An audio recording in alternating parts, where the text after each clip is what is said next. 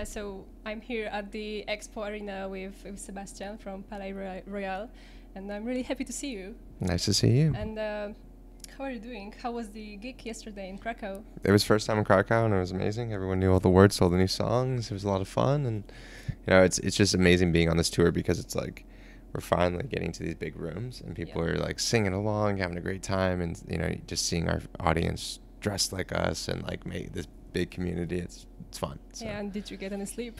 Oh yeah. But I've been pretty good on sleep. I went to bed at 3, woke up at noon, so went on a run. Sounds perfect. Yeah, it's a perfect time. Yeah, and first of all, like congratulations on your new album. I have it here. And how do you feel? Being able to finally perform it on stage and have a whole tour. Yeah, no, it's something whenever we've toured any albums, we've always like played like a couple songs from an album. Like this album, we're playing 11 songs from our 13-song album. That's a lot. Yeah, so it's been, and normally it's people always want to hear like your older stuff, and it's really nice that people like, obviously we have our staple songs like Lonely and Dr. Man and stuff that people love and want to hear, but playing all the new songs and having that same appreciation is really great. So. Yeah, and as I know, the album was recorded during the pandemic, and I've heard you even like recorded in a home studio because of the lockdowns. Yeah. And do you think like being able to submerge in music and having a lot of time to focus on it helps you to be creative? This was the first record since we made our first album that we actually like bonded as brothers, and also as well like had time, because normally we've been on tour, we come home for a week, make a song, make a record, go on tour.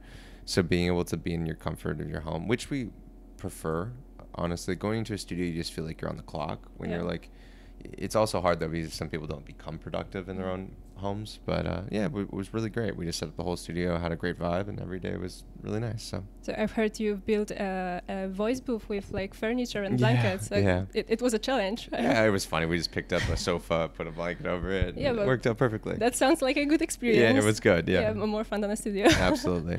And I've heard that back then, like during the pandemic and during the producing of that album, you had like a little bit of tough time as band members and the friends maybe, and like the producer helped. Yeah, when we were on, bring you back we were touring from 2015 to 2020, right when the pandemic hit. We were actually, our last show before the pandemic started was in Warsaw. So we were playing on the 2020 Bastards tour, and we despised one another. We were getting in fistfights. We didn't like one another, and when we started making the Fever Dream album, our producer Chris, he was like, I won't work with you guys unless you become friends and start working with kindness, and it's actually rubbed off on us. Now we're on tour, enjoy each other's company. So how do you cope now? We're great. We're doing really well with one another. So yeah, so that's amazing. So and how do you find that balance between like being brothers, being friends, being band members during the whole tour?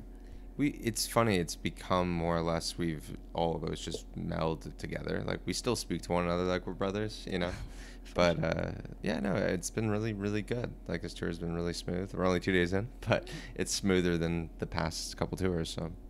So like thankfully the lockdowns are over and you are able to tour like internationally now. So I know that you had the opportunity to tour with Youngblood, with Evanescence, with Korn, and now you came to Europe. And what are the most exciting aspects for you to tour in Europe, or overall? What is the best feeling on stage? Touring in Europe there's nothing like it, honestly. Or just like international touring. We've toured America so much, and our fans are so amazing, but I feel like we don't ever get to do a lot of headlining in America because agents want you to go be on support tours, which we're very grateful for. But I feel like when we in Europe, we've only ever played our own shows. So it's really nice. Like every one of our fans has only seen us playing our own shows or playing a festival. So we've never opened up for anyone in Europe, and I think it just makes our like crowd our own environment, and we all have big smiles on our face every single day. It's fun. I think your fans are really supportive. I've seen like a big queue. They're so awesome. We're nothing without them, so it's fantastic. Yeah, and as you said, your venues are getting bigger and bigger. And how do you feel about that? And do you prefer like intimate shows or like arenas or festivals maybe? I really like the shows. Like we've done the same arena in Prague now 3 times, and it's like 3,500 or 4,000 people, and it's just like tonight I think it's like 2,000 or 3,000 people or whatever it is, but it's like those are great. Like from there to like 6,000 people, I love, because they're big enough that you can have the confetti and like the big production. The stage is bigger. The club shows are fun like once in a while, just to go in and play like a sweaty club gig. But we've done that for so long in our lives. Now we're finally here, and I just feel an audience of 5,000 people singing the same lyrics back to you. Yeah, that must be an amazing feeling. Nothing's better. Yeah. So. As you said, like about the confetti and the whole big stage, I really like the way like you're so thoughtful about everything, about your stage clothes, about the whole stage. And why do you think it's so important? Why do you pay so much attention to the details? I've always looked at music, and I've always looked at art and in fashion. All of it gels together so nicely. And I think all the bands we looked up to, like the Rolling Stones and the Faces and Oasis, there's such an aesthetic and such a purpose behind every move they did.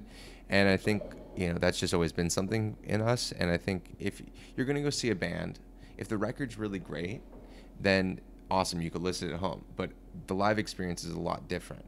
And I feel like it's important to give them a visual experience as well as an audio experience, because then they can actually see it, not just listen to it.